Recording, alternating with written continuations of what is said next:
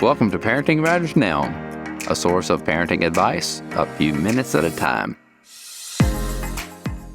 Does your child know anything about motors? Hi, this is Dr. Roger Smith with Parenting Matters Now. You may say that I don't know anything about motors.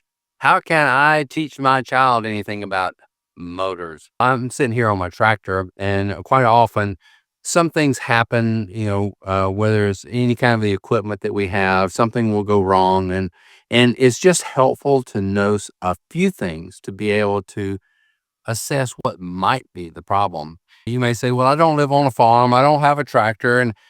And so how am I going to teach my child these things? You may have a small engines like a lawnmower or an automobile, but maybe you live in the city and someone else does all the lawn care and all the stuff around your property or where you live, and that's still not an excuse. There are ways to teach them to make some decisions about equipment and motors and different things. And it's a great organization that helped me in teach myself was 4-H. Your ag center somewhere in your city, your town has a agriculture support. Maybe they're focused on gardening if you're in an urban area, but they have these program booklets where you're kind of self-taught. That's where I began to learn about small engines. So if you contact your 4-H office, you can acquire these books, go through them with your kids. You learn right along with them. But it's helpful for them to know a few things about things that may not be in their normal world, okay, or they don't deal with all the time. But just understanding what the oil does and the fuel and air and how they work and the sounds they make and different things. So there are lots of things that you can teach your child and learn right along with them.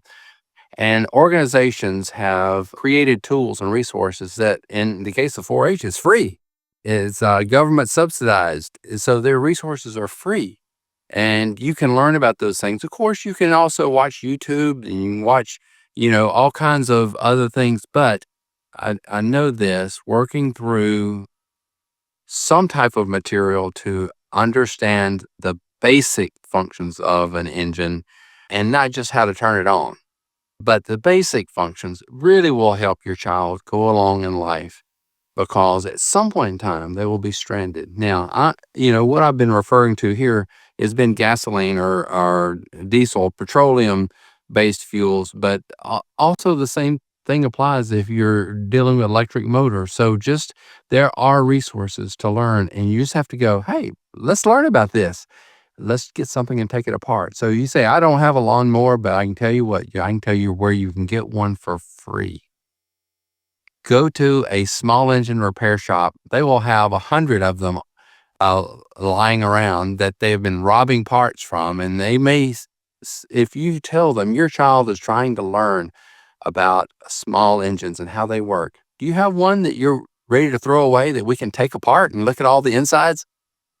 And I can almost guarantee you they will have something that you can take home and find some tools and let your child take it apart.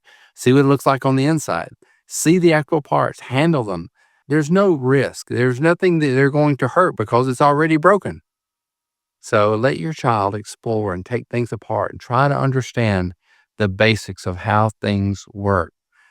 And because they will likely have a car one day, because they will likely be using hair dryers and mixers and all kinds of things that have electric motors in them, it's helpful to have some basic understanding of how they work, because at some point, something they have will have a problem, and they will determine, is this something I can repair? Is this something worth repairing?